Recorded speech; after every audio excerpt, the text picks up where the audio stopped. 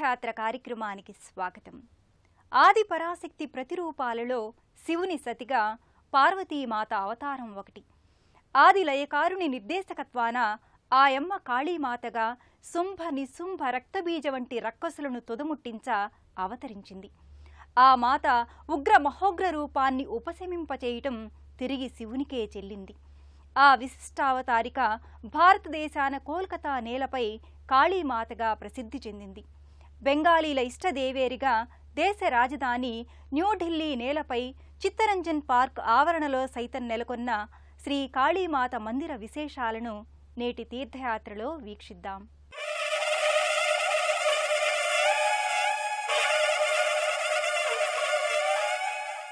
కాళీ కాళిక అంటే నల్లని రూపు, కాలము అని అర్థం. అందుకే కాళీమాత కాలానికి మార్పులకు చెందిన దేవేరిగా, శివుని అంశతో పార్వతీ అవతారిక అని పురాణాలు చెబుతున్నాయి. లోకకంటకులైన రాక్షస సంహారానికి శివుని ఆజ్ఞతో కాళికయై రక్తబీజుణ్ణి సంహరించింది. శుంభ నిశుంభులను మట్టుబెట్టిన శాంభవి ఆమె. చండముండలను అంతమొందించిన చాముండ కూడా ఆమె. నేలనరాలిన ప్రతి రక్తబిందువు నుంచి మరో రక్తబీజుడు ఆవిర్భవిస్తుంటే ఎవరికీ తరంగాని ఆ రక్కసుడి సంహారాన్ని తాను స్వీకరించింది ఆ పరాశక్తి. కాళిక అవతారమెత్తింది. రక్తబీజుని రక్తమంతా పీల్చేసింది.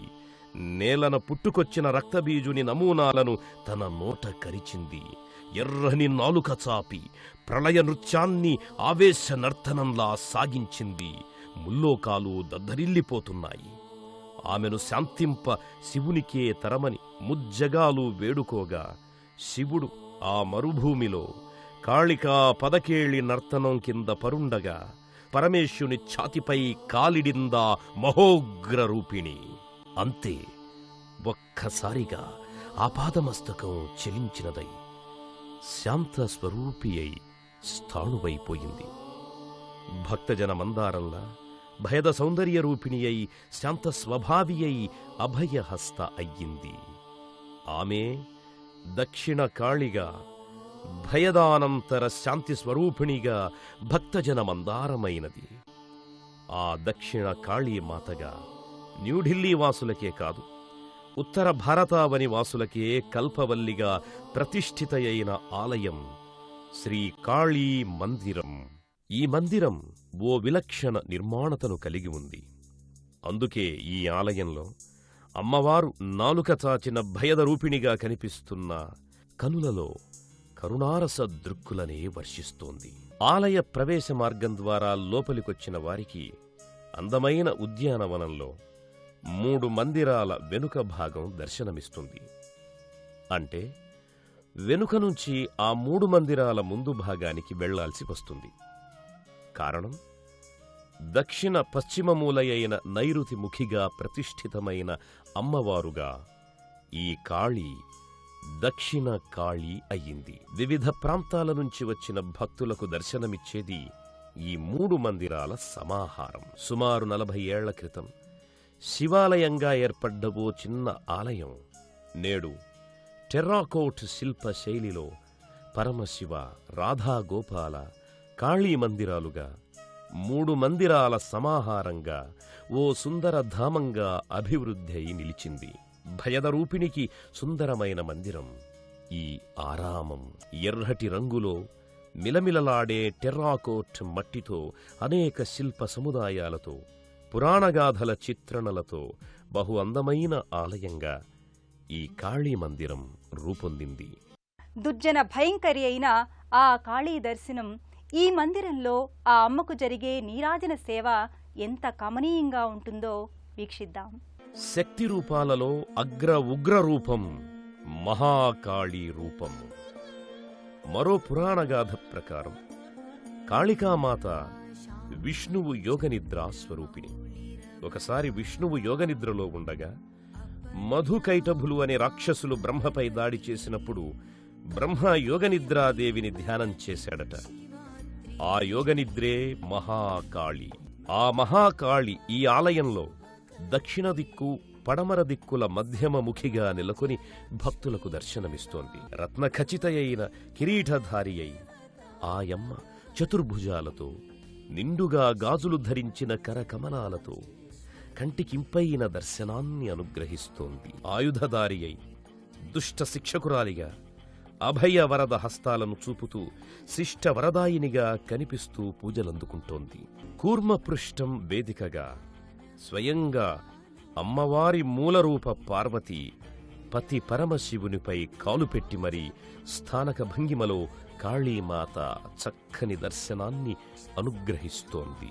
భర్తను కాలితో తొక్కగానే విజృంభించిన క్రోధావేశాల స్థానే కరుణారస కమనీయత ఆ తల్లి ముఖారవిందంలో నాట్యమాడింది.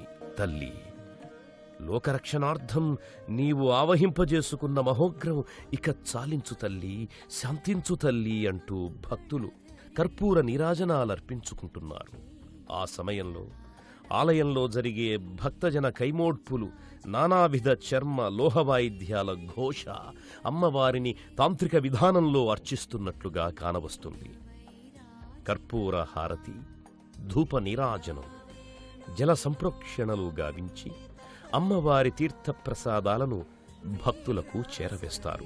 లయకారుడు బహు విచిత్రకారుడు. తనదంటూ ఏమీ లేదంటూనే అన్నీ తానే అయ్యి అందరి మొరల్ని ఆలకిస్తాడు. భంభం అంటూ శంఖమూది శరణు వేడిన వారికి శుభం శుభం అంటూ అనుగ్రహిస్తాడు. తన దేవేరి తన ఆదేశానుసారమే దుర్జనులను దునుమాడ ఎత్తిన ఉగ్రావతార కాళీ రూపాన్ని శాంతింపచేసిన లీలా విశేషుడు ఈ శివుడు.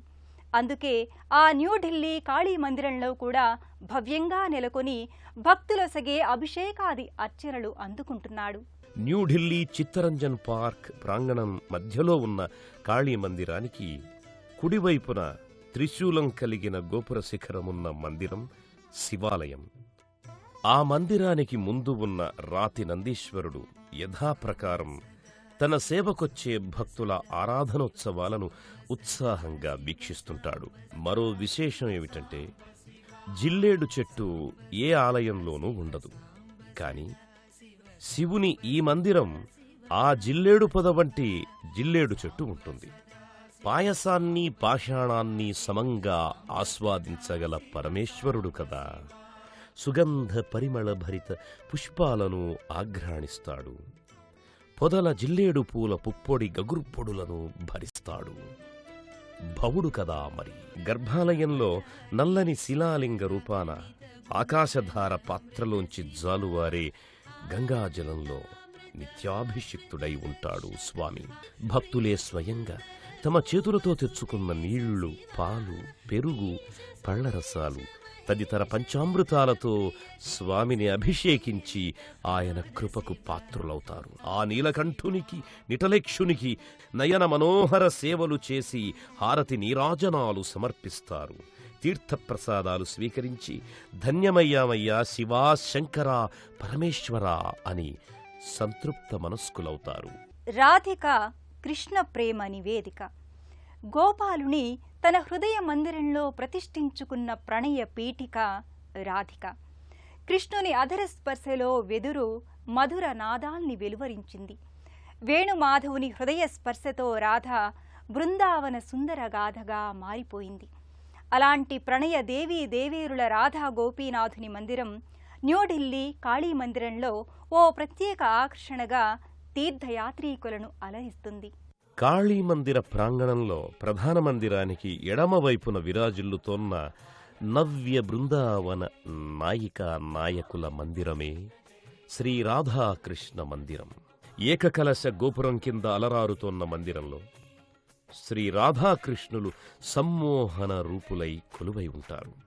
వేణువు నూదుతూ వ్యతస్థ పాదారవిందుడై తెల్లని కాంతులు విరజిమ్మే వస్త్రధారణలో వెలిగిపోతుంటాడు స్వామి. ఇంటి దొంగ చిలిపి చంటి దొంగ చిన్ని కృష్ణుడల్లే పంచకళికల హారతితో ఆ ప్రణయదేవతలకు, లోక కళ్యాణకారక జంట స్వరూపులకు నీరాజనాలర్పిస్తారు భక్తులు. భజన ప్రియుడైన గోపికా వల్లభునికి నానావిధ అర్చనలు సేవలు చేసి భక్తజన సందోహం కృష్ణ కృపాసాగర తన్మయులవుతారు.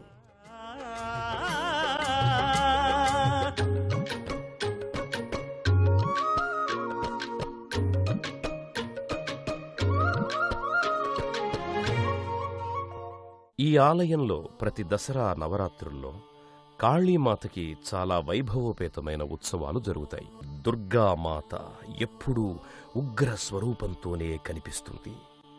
ఆ ఉగ్రరూపిణి పేరే కాళీ. ఆ తల్లిని దుర్గా సహస్రం, దుర్గా అష్టోత్తరం, లలితా అష్టోత్తరంతో పూజిస్తే దుర్గమ్మ పరమశాంతి స్వరూపంతో శ్రీలలితగా, శ్రీ కనకదుర్గగా మనల్ని కనికరిస్తుంది. దేశ రాజధాని నడిబొడ్డు అనదగ్గ చిత్తరంజన్ పార్క్ ప్రాంతంలో ఈ మందిరం నిర్మితమై న్యూఢిల్లీలోని బెంగాలీ జాతీయుల ఆరామంగా వెలుగొందుతోంది. న్యూఢిల్లీ ప్రధాన రైల్వే స్టేషన్, హజరత్ నిజాముద్దీన్ స్టేషన్లకు చేరుకున్నవారు ఇండియా గేట్, రాష్ట్రపతి భవన్, జవాన్ అమర్ జ్యోతి మందిర్ల మీదుగా విశాలమైన ఢిల్లీ మహానగర వీధుల గుండా ప్రయాణించి బాలక్రామ్ మార్గానికి చేరుకుంటారు. దేశభక్తుడైన చిత్తరంజన్ దాస్ పేరిట ఏర్పడ్డ చిత్తరంజన్ పార్క్ ప్రాంతంలో ఉన్న ఈ ఆలయానికి రకరకాల వాహనాల్లో భక్తులు చేరుకుంటారు. సాక్షాత్తు పార్వతి అంశగా దశ మహావిద్యల శక్తి స్వరూపిణి అయిన కాళీ దక్షిణ కాళీగా ప్రతిష్ఠిత అయి ఉత్తర భారత ప్రజల మనోకామనలు నెరవేర్చుతోంది. ఆ యమ్మ కరుణ, ఈ ఆలయ ఇతర దేవీ దేవేరుల కృప అందరికీ లభించాలని కోరుకుంటూ మరో తీర్థయాత్రలో మళ్ళీ కలుసుకుందాం.